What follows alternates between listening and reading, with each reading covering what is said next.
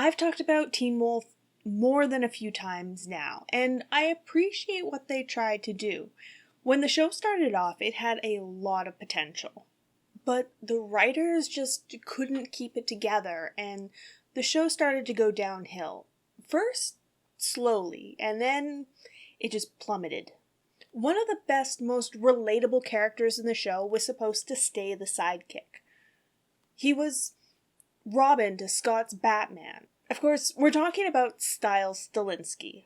We always have one, that lovable dork that has more to offer than the outward goofiness would suggest, like Xander Harris or Dick Grayson. For Teen Wolf, that was Stiles. He may have been meant to be the goofy sidekick, but Stiles had such a enigmatic personality that he drew everyone in. Like, everyone loved Stiles. He stole the entire show. He went from underutilized to one of the most integral characters to the entire story. He may have been the token human in a cast of supernatural creatures, but he was the one that we could relate to. Not only as a human, but as a person. He struggled, he had flaws, he grappled with the morality of his choices, and he didn't always make the right call. We watched him grow from the quirky sidekick to a force to be reckoned with. I've said it before, and I will say it again. Stiles was no longer Robin. He'd become Nightwing. He'd spread his wings and taken flight, and was out from the shadow of the great Scott McCall. But that's not to say that Stiles' life was great. He came from a very dark place of deep sorrow and suffering. But the writers didn't seem to know what to do with him a lot of the time, or allow him to naturally flourish. He started out as the cliché dorky virgin, one obsessed with a girl way out of his league, which in and of itself is an overused cliché, but that was Teen Wolf as it is. At a point, the fascination became, let's get Stiles laid, which translated to throwing him at every available, and occasionally unavailable, girl the show had to offer.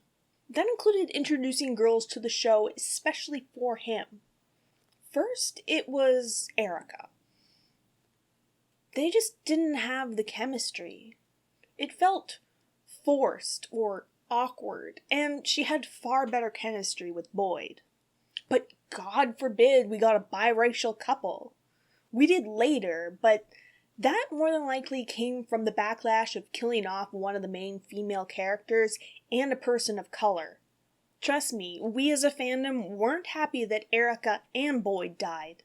And there were rumors that Gage's representation didn't want her in an on-screen biracial relationship, which was never actually substantiated, but no reason for her sudden departure from the show was ever presented either. Then a quick flash in the pan, Heather, who was only introduced for a small plot point. They needed to invest Stiles in the Duroc plotline, so they invented a new girl out of thin air that we had never heard of before, but Stiles had known since childhood. So she was a potential love interest, and then immediately killed. And then by this time, the Sterek fandom had really taken off, and the show wanted to distance itself from it. So, let's introduce a Derek substitute, Cora. Don't get me wrong, I loved the character of Cora, and they could have done so much with her. But this potential relationship makes even less sense. First of all, how did she survive? Did they not count the bodies or ID them? Does that mean that there was an extra kid in the house? And who was that? Okay, I'm off topic. Sorry. The point is they were just throwing another girl at Stiles in hopes that maybe she would stick, that she could pop his cherry. And hopefully the world would forget that Stiles and Derek had amazing on-screen chemistry. Which really brings me to the crux of Stiles' relationship conundrum. His first real girlfriend was not born out of a healthy moment in his life. In fact, it was downright disturbing. Malia was a girl that had been living feral as a coyote in the forest, because She had accidentally murdered her family when she first turned. And Stiles runs into her again at a mental asylum. And guess what? They have sex. In the dirty basement.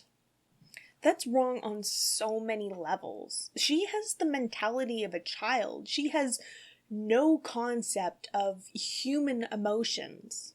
It's one of the most non-con situations that I've seen passed off as totally cool.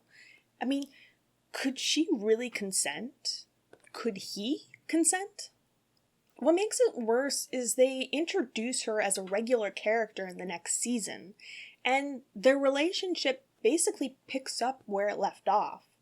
She still doesn't understand human life, and she's so far developmentally behind her peers.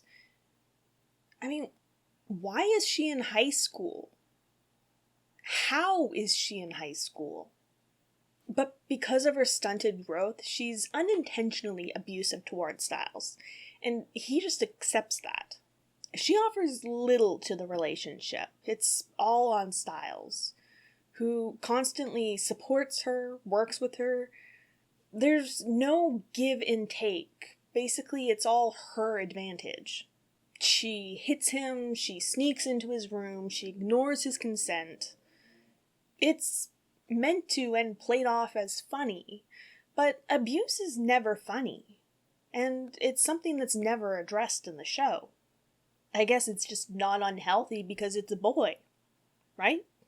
If it had been the other way around, people would have been up in arms. Stiles' unhealthy relationship is sexualized and normalized as if this is just the way life is, which we've seen before. It's not just romantic relationships. The relationship between Scott and Stiles is one that the entire show is built on. But it's not everything that the audience deserves. Don't get me wrong, there are moments of genuine affection and friendship that deserve to be acknowledged. But consistently, Stiles is abandoned and belittled and taken for granted by Scott. It's just assumed that Stiles will always be on Scott's side. And when he isn't, somehow he's the bad guy. And he's even punished for it. Scott often ignores Stiles in favor of his own wants and desires, the biggest of course being Allison. Stiles is often left to fend for himself in a world he is definitely ill-equipped for. And he almost dies on multiple occasions. He's beaten, held hostage, kidnapped, and where's Scott? But what about Stiles as a resource? Scott repeatedly ignores Stiles' advice, or sides with villains, or people of dubious character instead of his best friend, who has had his back since he was 3. And this usually ends poorly for Stiles. Not to mention that Stiles is usually right.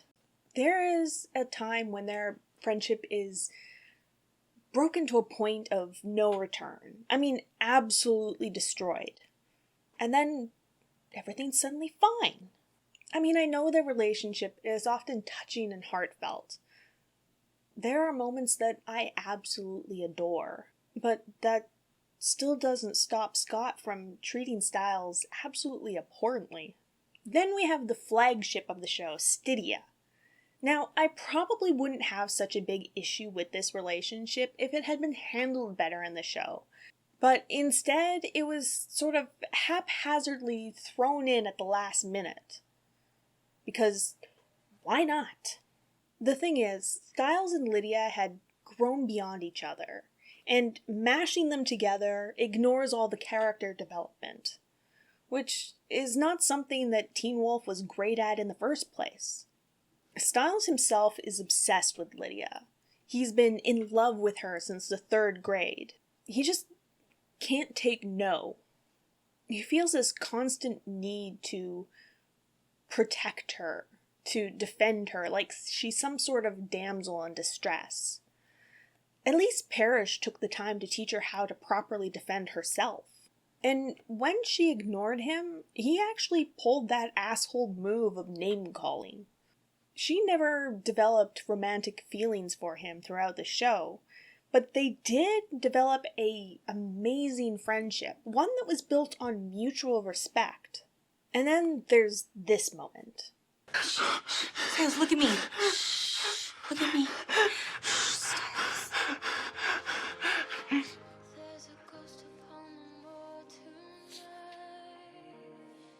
That is definitely a no-go. That is not how you deal with a panic attack, especially since he couldn't consent.